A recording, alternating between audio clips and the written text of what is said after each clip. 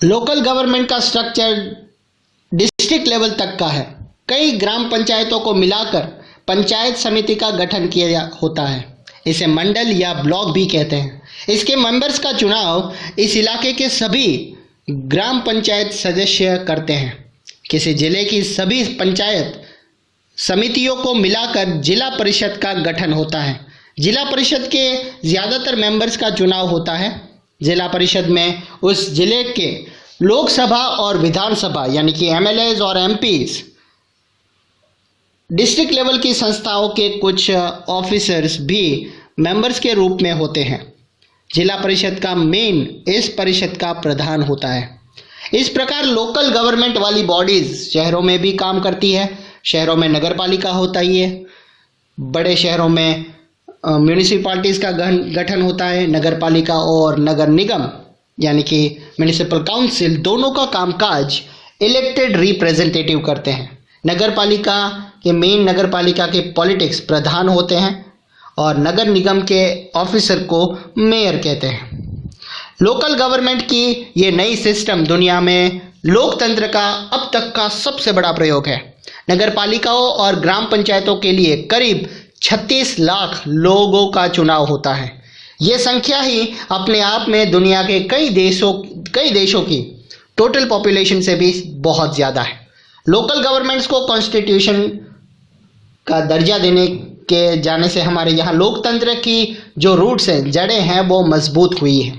इसने महिलाओं को रिप्रेजेंटेटिव बनाने के साथ हमारे लोकतंत्र में भी उनकी आवाज़ को मजबूत किया है।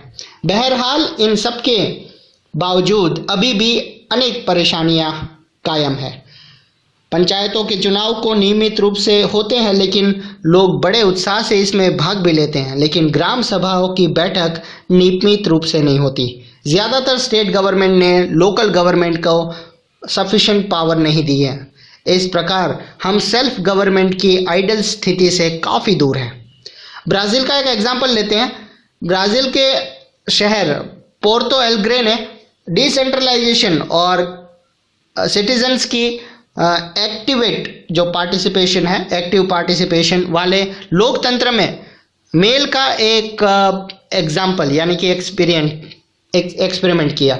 इस शहर के म्यूनिसिपल काउंसिल के सिमिलर एक इंस्टीट्यूशन, एक संगठन का गठन किया गया। अपने शहर के बारे में वास्तविक फैसले करने का पावर लोकल रेसिडेंट को दिया गया, लोगों को। इस शहर के करीब 13 लाख लोग अपने शहर का बजट तैयार करने में भागीदारी करते थे। शहर को अनेक उप क्षेत्र में बांटा गया यानी कि वार्ड में, लगभग वैसे ही जिन्हें हम वार्ड कहते हैं। बिल्कुल हर सेक्टर्स की अपनी अपनी बैठक होती है, जिसका स्वरूप ग्राम सभा की तरह इसमें उस इलाके के सभी सिटीजन्स भाग लेते थे।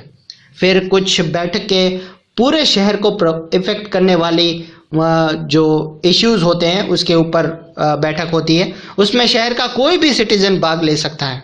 इसमें शहर के बजट पर चर्चा होती थी। इसके बाद इन प्रस्तावों को नगर पालिका के सामने पेश किए जाते थे, फिर बाद में फाइनल डिसीजन लिए जाते थे। हर साल फैसले लेने के इस प्रोसेस में करीब 20,000 लोग हिस्सा लेते हैं।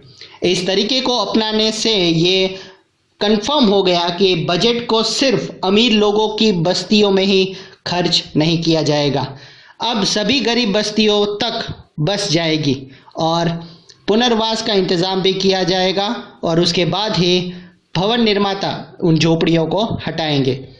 अपने देश में भी केरल के कुछ इलाकों में ऐसे एक्सपेरिमेंट किए गए।